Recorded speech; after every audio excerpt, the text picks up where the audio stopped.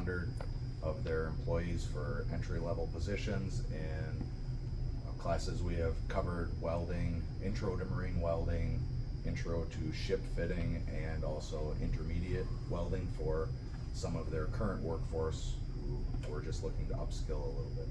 Tell me what goes into this training? So from day one, you know, we start out, we get people, maybe they've done this before, maybe not. So day one, we kind of do an initial assessment, see where everyone's at.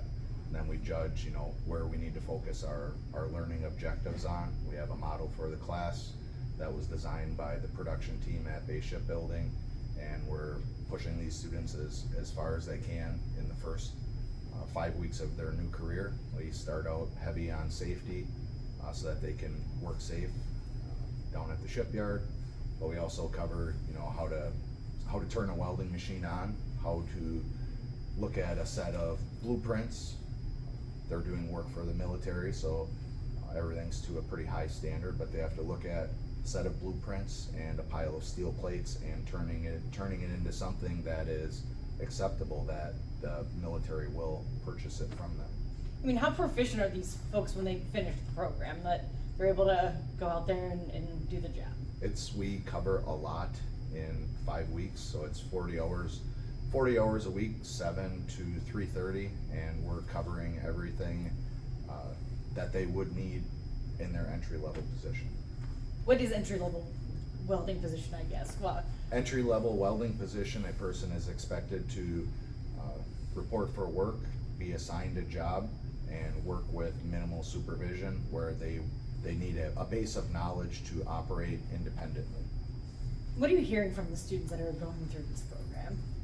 They enjoy the fast pace of the training. They appreciate that it's hands-on. Our classes are, I would say, 90 or more % in the shop, building stuff, getting your hands dirty, learning while you're building something.